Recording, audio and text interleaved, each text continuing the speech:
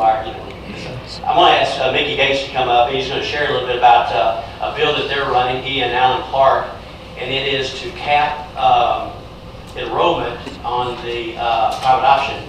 And I just want him to share with you what they're up against and take a few minutes to do so. All right, I appreciate that. I will tell you, I was sharing with Nancy and John and Bobby the other morning at breakfast. I said, this is a lot like, Bobby nearly knocked over her tea or something. I said, this is a lot like somebody knocking a glass of tea over at a table. The natural reaction, because that tea's going to the other side, the natural reaction for those people is to lift their side of the table. Well, at that point, where is the tea going to go? Back this way. So the natural reaction of the person on this side is to lift their side. And before long, you have this thing, and I will tell you who wins, the tallest person. Because they're going to get the tallest, and it's going to go to the short side, water seeks its own level. And the unintended consequences is somebody's going to get wet.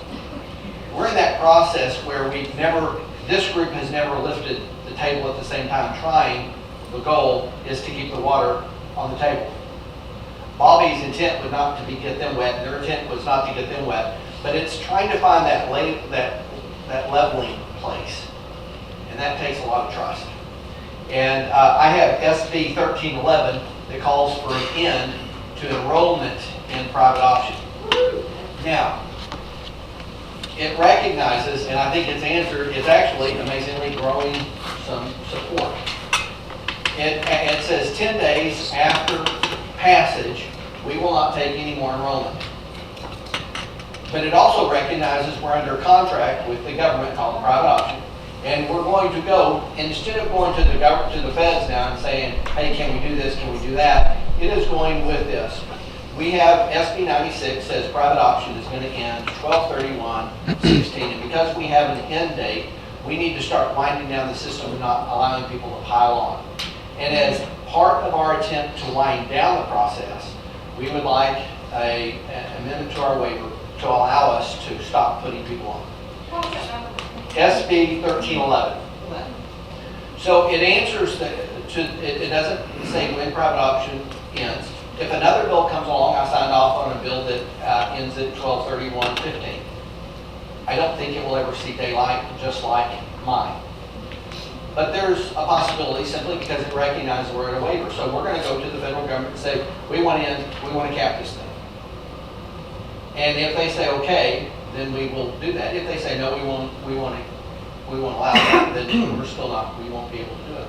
So it recognizes that we're under a contractual agreement with the feds, but it seeks it from a different aspect.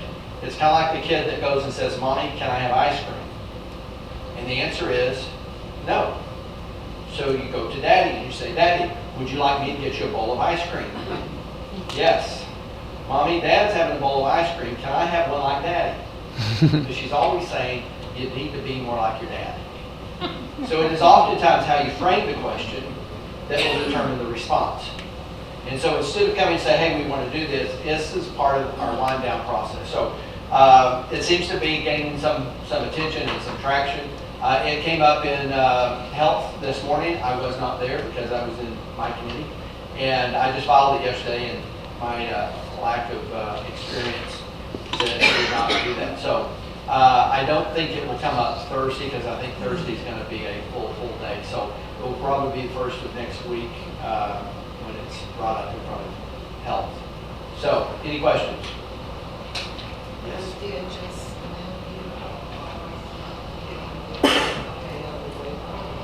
I'm not sure the process. Jeff, you need to turn on the thing so everybody else. I just wondered if DHS was going to cooperate in helping you get this change done on the waiver. Well, actually, the process of who's going to appeal for that waiver, I'm not sure. One of the things I hope at that point we will have 2 senators and 4 congressmen from the state of Arkansas that will go to bat for us, saying Arkansas is changing their whole system. And because they're changing their whole system and they have a death date for the PO of 12/31/16, we would like for this amendment to the waiver to be granted. So, any other questions? Sorry, what was the name of the bill again?